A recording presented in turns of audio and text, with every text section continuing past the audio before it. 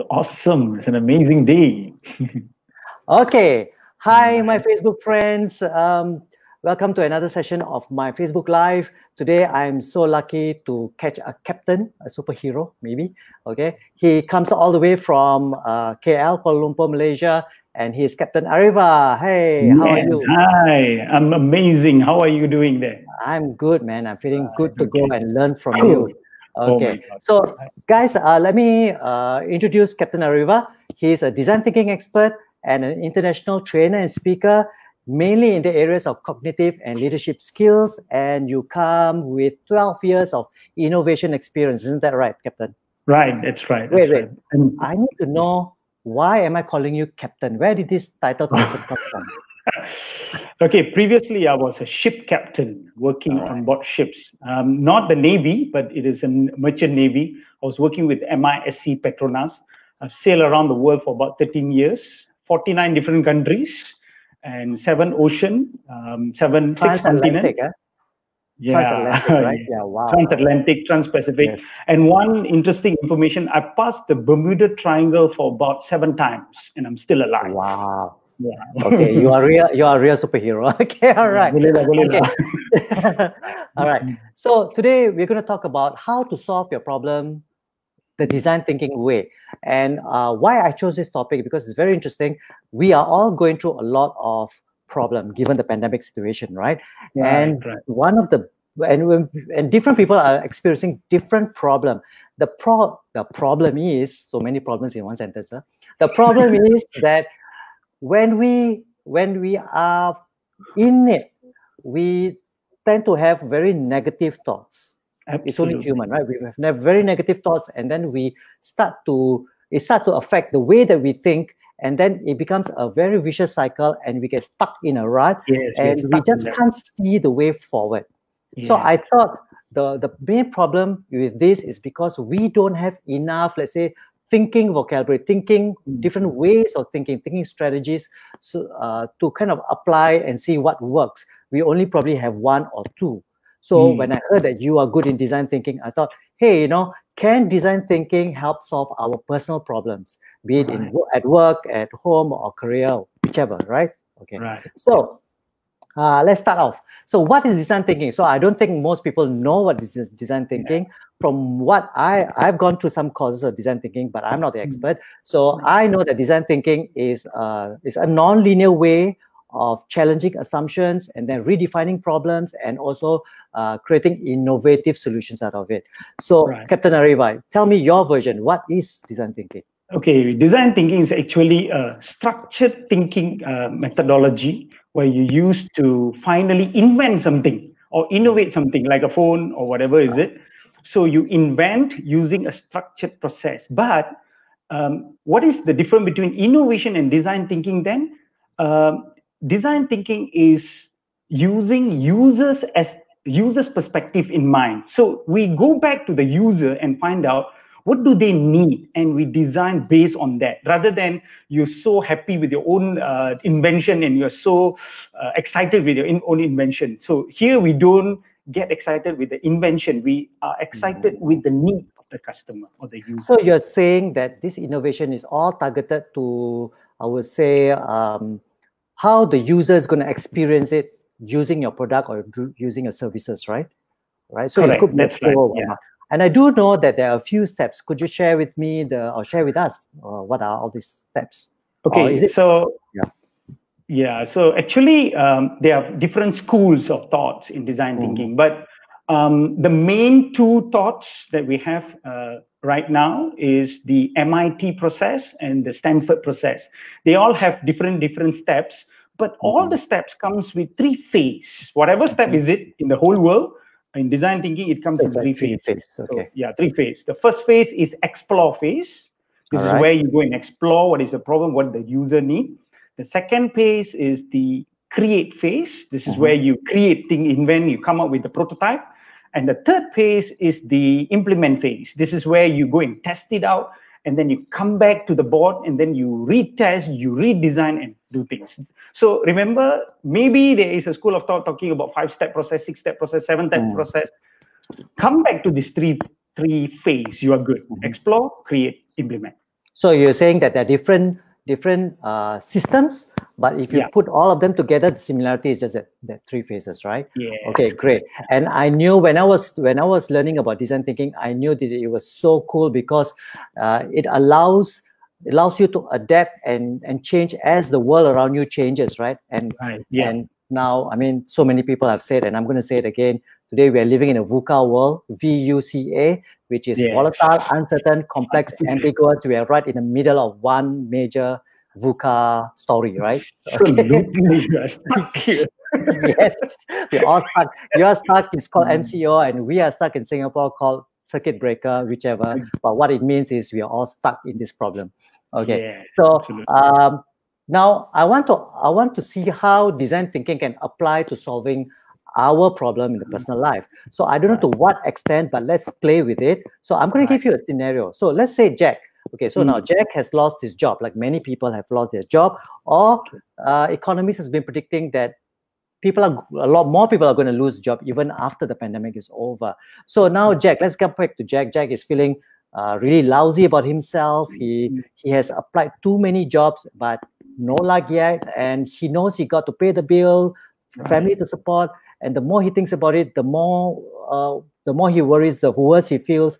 How can design thinking principles help him come out of this rut and move forward? This scenario is like most of the people right now, right? Yeah. So, okay, first thing first, in inventing, in innovation or in design thinking, when you want to put the creative mind in place, you need to switch your emotions and your mindset. This is the biggest problem, because our brain, the way we think, is all connected to the mood. And when the mood is negative, and we will go towards the idea comes, but it goes towards the worrying part. So that is the problem. So our mind is naturally like drawn towards the worrying part, right? Absolutely. And you need to switch it back to the creative part. So as long as you're in the worrying part, you're going to have a problem. You still feel in the rut. So how to switch? There is one principle. That's very important. Please tell us. So this is one principle I learned while I was sailing on board ship. And this really helped me going through a lot of problems on board ship and things. Okay, so there's this captain, his name is Captain Louis Enco, my favorite captain. He's my mentor while I was on board ship. He told me, Mr. Ariva, no matter what happened, first you say can first, then you think how. So that word stuck in my mind for a long period of time. So whenever you're in a problem, first thing you need to do is just say can first, can. Just say can in any way, and just say can. When you say can, somehow or other you are lying to yourself. Never mind, let it be a lie. But you are started to switch that mind from problem conscious to solution conscious. There's one time I was sailing across the Pacific Ocean, and I was like a few miles off Fiji, somewhere near Tuvalu, 200 nautical miles away from there. And our engine shut down, in the middle of the ocean. Okay. And for your information, if the engine shut down, the next help is not nearby. It could be another 15 days. So you like it or not, you need to repair your engine. Just imagine at that time, you go and tell, no, I can't do this, I don't have the expertise. You can never find a way. So what we did was, the captain had to bring in the chief engineer and sit down and tell, Mr. Thomas, listen to me, can. Just say can first. Let's go down and let's see what is the real problem. And let's take it out and let's solve it. It took us 8 hours. We have to take out the piston. The ship's piston is extremely big, We took out the piston and start repairing it and put it back. At that time, the sea was going up and down, left and right, choppy sea and all this thing. But still, because of the attitude, of the can attitude, I don't know how, everybody's brain start to work together and voila, we could solve the problem. So that's the first thing you have to do. So you're saying that word can is like a switch, like a button. You press it and then your brain starts to, or rather your mind starts to think in possibilities rather than what cannot be done, right? Yeah, it's like a bypass valve, You just suddenly you put this thing, you just push in the button, and then the brain start working into unlimited possibilities, Nice. I love the way you say it. Okay, so let's come back to Jack. So Jack has this problem. He lost his job. Now he's feeling down. What can he do next? Now he said can already, He say can ready. Now I know he needs more information because most of the time our problem, what he needs to do right now is to use the design thinking way, which is the explore phase. Remember, don't go straight into the solution. A lot of people do that. They go straight into the solution and then they are stuck there because you want to allow the creativity to go in. You need data. So where do you get the data? You need to explore. How do you explore? Sometimes you can't explore internally. So the best thing you can do is go and listen to other people and ask them what do you think? Where am I stuck? Don't ask them what I'm supposed to do because they have all their own idea based on their perspective. No, you ask them, how stuck am I and why am I stuck and where am I stuck? You go and tell him to go and ask other people. I like that. I like that because when you go around asking people, what should I do? Then everyone becomes an expert, right, on your problem, right? Yeah. So that's what happens, right? So they always have a lot of suggestions. But what you're saying is different. You're saying what? Tell them your situation, and I hear you say that ask the other person to tell you what is it that they are seeing that you're not seeing, right? Yeah, correct, exactly. Because sometimes there are some people around you, they are watching you, they're observing you, but they're not telling you because you're not allowing it. But if you can allow and start listening to these people, and you can get a lot of information. There's two types of people. One, their mindset is a lot of negativity, and there's another type of mindset which is a lot of positivity. You can see these people when you talk to them.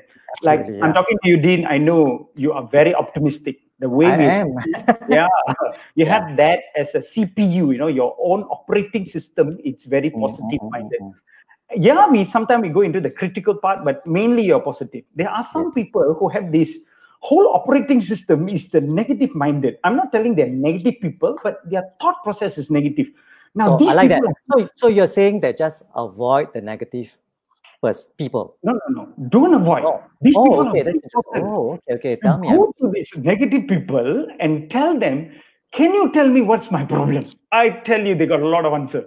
I like that. Yes. See, you need, because you already are in a positive mode. The next thing you need to do is listen and see the perspective of other people. So collect data from the right different perspective is important. So go to the negative people. They're not negative people. They just had this CPU that is driven more into negativity. So they are more they tend to think about the problem more than the solution, right? More than the solutions, yeah. And whenever you give solution, these are the people who always, but then you don't know, that kind of thing, that kind of people. There's always a but in the middle. They got the but, right? These but people very important. So go and meet these people and also talk to the positive people to ask them, because the problem with the positive people is they will tell you, good lah, no problem lah, that kind of thing. So it might not help you. So go and meet all these people. And once you're done with that, you compile all the information. The next thing you need to do is, you already know what's the problem. I want you to measure your problem. See, a lot of people doesn't do this, Measure I've never heard this. Okay. Yeah. Sorry, measure. Tell me, measure. So I'm all measure the problem. Okay. A lot of problems, actually, it's a very small problem. But when you, that small pebble, you bring it closer to your eyes, it still look big. So sometimes the problem is very small, but because we are emotional, we see everything big. So measure. Okay, you don't enough money. How much? Your lack of fun. How much? How long you've been not working? So what is his name again? Jack, is it? Jack, yeah. Jack. Yes. Jack, how long have you not been working? How long have you not been working? Long time ago. How much is your what we call money that you have that you can last? So define the problem using measurement, because you can only manage things that you can measure. You understand? Yeah. So it's important to measure. What measurement you can do? Measure the problem. Then I have another method, which is I write down. I don't just use my brain, because I use my brain for the creativity. All the data, put it on the paper. Just take a piece of paper. I know that there's a name to this. It is saying think on paper, right? So instead of thinking in your mind, think on paper. So you write it down, right? Yeah. Okay, carry on. Write it down. Put it into. Don't put it into writings. If possible, you draw it. Draw the problem. My problem is this. Okay, and then you can just draw boxes. Okay, I want this, but right now Doodle, right? I'm like this. Yeah, just doodle or whatever method so that you can see it as a picture. So you can see like, okay, my problem is this.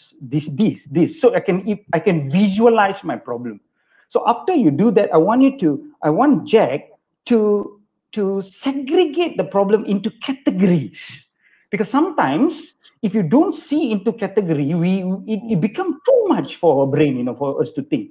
So put it into category. A design thinking professional does this. They take a pen like this, and then we dismantle this pen and look at it in different category. There's a category called this grip. There's a category called this nib. There's a category called this one, and then there's a category called this. So if you dismantle all this problem into categories, then you measure each part of the pen. Okay, so I'm going to measure how big is this problem, how big is this problem, how big is this problem, and put that measurement.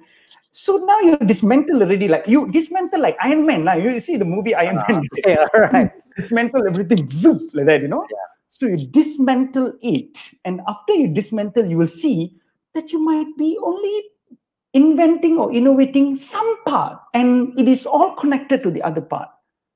So yes. So you're saying that when Jack is in that problem, he sees it as very big because the negative emotions amplify the problem. But actually, when you put it down and write it on paper, maybe you realize that the actual problem is just a small part of his whole life, right? Yeah. And sometimes he's stuck with it, he's stuck because he's looked at it as in a different angle. You see, solution doesn't comes because of certain calculation. No, solution comes because of inspiration. But for that inspiration to work, you need to put it into perspective, and you must look at it from a bigger angle and a broader angle. Okay. And then you're like, yeah.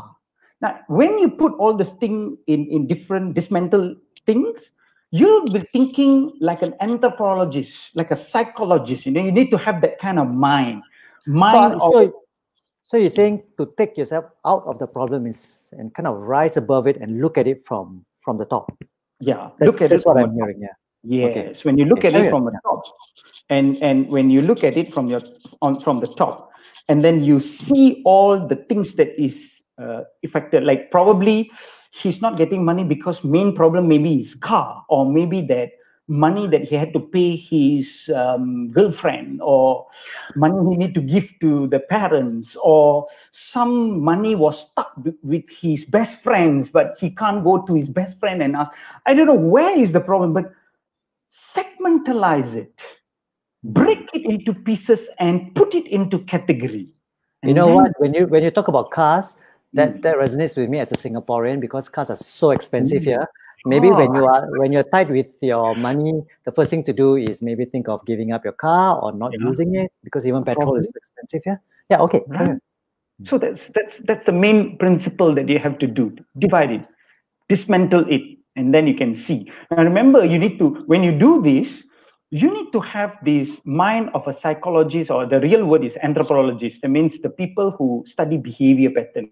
Yes. Now, for that, you need to really know how to listen well. So when you're listening to your friends, when they are giving you their feedback, it's so important for you to switch your mind, take out there are three things that always stops us from listening to the need of a client or a user. Okay. The three things is, number one is your belief system. Your belief system, you already put certain type of belief system in your mind. Everything's supposed to be like this. Now you need to take that out and put it aside. The second one is the ego. You always feel that you are lower than other people or above than the other people. So you feel always that you are losing. So you shouldn't have that mind of losing or winning. Take it out. And the last one is the distractions. When you are listening to people, there's a lot of distractions comes in the brain. Something that is talking in your brain and disturbing what you're listening to people. You need to take out this distraction. I call it BD, big. So you got belief system, you got ego, and you got this distraction disturbing your listening skill when you're listening to certain people. So take it out and take a paper and agree with the person and just write down. Remember, it's a data. It's going to help you. So, so I think this is a good point to say. While we're listening to other people, remember that whatever they're saying are opinions, not facts, right? And it's up to you to use what is useful. Is that right? Right. It's not. It's the other way around. It's facts, not opinion. Yeah, because we need facts. We need facts. We need data. So the information they are giving, it's from their perspective, and this information I want to put in a place. It's not emotionally connected, but it is structurally connected. You must okay. All right. So take it out, put it on that thing, and then you can see. Then you can see clearly. Because in design thinking, we spend a lot of time in communicating with a lot of people to find out what do they need actually. One of the projects we've done where what I like what you're saying, because one of the things that I have observed in myself and also people I know who are in a lot of problem is that they tend to stay with themselves because they feel like maybe it's affecting their self-esteem, so they don't want to go and talk to people about their problem. But now you're telling me, no, actually you need to talk to people. You need to talk to people. Absolutely. And I like the fact that you said don't just talk to people who are positive, talk to people who are also negative, right? Yes. Yeah. Okay. Get so all points of view. So I've taken out my belief system, I've taken out my ego, I've taken out the distraction in my mind. What do I do next? I listened, I caught all the information, I saw the problem. The next thing is I go to one part. I told you about this pen, you take it out, and then you sit down with this pen, and then maybe the grip part, and find out what do I really need here? Okay, what is the thing that is giving me problem? The pen's problem is always I couldn't hold it properly, and whenever I hold it too long, remember the Kilometrico pen long time ago, the long ones, and it's painful, after you write. Because it's very skinny, right? Yeah, it's very skinny, right? So you found out that it's painful. So how to make this? Then that's where you need to provoke your mind to come up with an idea. So you need to start provoking your mind. So how do you provoke your mind is by asking a question, but the question must start with how. How can I have a smoother writing experience? Or in Jack's, let's say car is a problem. How can I solve this car problem where I'm paying a lot of money? How can I do that? So then I go to another provocation. What if I sell? What will happen? What if I keep? What if I rent? So the brain start working. So you use the what if. There is actually a process to do this. In design thinking, we got a lot of tools for us to do this, but you do not need to go until to that level. But the main thing is provoke your brain and think 180 degrees. When you say that there is one thing is selling, the other 180 degrees is keeping. You understand? So if I were to keep in the house or give it to another person, or maybe you can rent your car, or maybe you can use your car for some other businesses or so many things. What I hear you say is that force your mind to explore possibilities by asking the right question. So you have said how and what if. Yes. And remember, it's not just the right question. It must be provocative questions. Wow. Okay. So provocative means you're like, what if I sell out the whole house? What's going to happen? Now I know you have a lot of family members all in the house where they're going to stay. But it's a possibility you started to think. You understand? If not, it's easy. Elon Musk wouldn't have come up with a car idea where that car doesn't use petrol if he haven't provoked his brain by using this kind of methodology where if there's no engine? What if I don't use petrol at all? What's going to happen to the car? So when they thought about this process, then they would have gone to a certain possibility. Remember, I told you that unlimited possibility. And if you go into the possibility, you got so much of ideas. You'll be just pouring in. Let me tell you. Okay, I need to check in. Yes. Do I do this process on my own, or do I do it with some other people with me? The best if you were to get more people. The But maximum. wait. What if I get 2 or 3 people and then they say, "Aya, you so stupid. Why do you come up with this kind of crazy idea?" Of course, cannot. So I've not even explored that.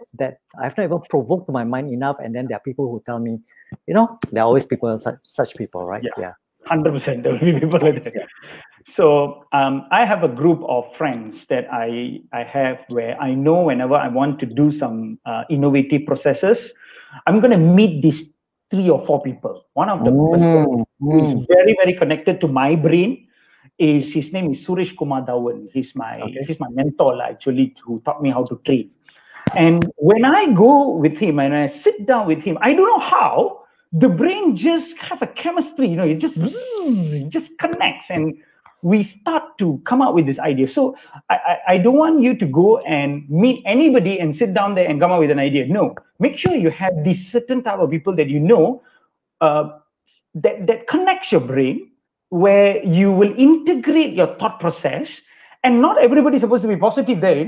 There must be somebody who is also the devil's advocate, who comes in and say, okay, but then that but then guy must be there too. I believe that this devil advocate is saying it in a very functional way, not being emotional about it. Not in an emotional way. So you need to prepare them for that process, tell them well in advance, communicate well in advance. What is the expectation like? Don't simply go in there, Machan, give me some idea, I'm stuck here, can you do this? It doesn't work. Then the Machan will give you so many That's one thing that you're implying here. So you're saying that get 2 or 3 people to have this discussion, right? Which means you need to have these 2 or 3 people even before you have a problem, right? Absolutely. So that you can build a rapport, you can build a trust, and then when you do, or any one of them who have a problem can come together. This is what we call mastermind, isn't it? Yes, this is what we call mastermind. You said it well. And this mastermind people, remember, it's best if you get 4, including you 4. That's the best. You can do with 3. 2 is not so powerful enough. But don't go more than 9. All will be talking nonsense. Okay. So 4, for my favorite is 4. If I can sit down with 4 people, wow, you can invent so many things. If you just go through the proper step. Then once you're done with that idea, then you test out which idea is better. Do some kind of a methodology, like probably what we call this, whatever analysis you want to do. You can field analysis, force field analysis, whatever analysis you do. Those are a bit technical, right? But then, technical, but then you can. For the layman, non-design thinking professionals, what you have shared is quite a lot to take, but it's really good stuff. Really good stuff. I mean, even I feel really excited about what you're sharing. So after this, then how? What do we do after this conversation with our mastermind group? Okay, so keep this.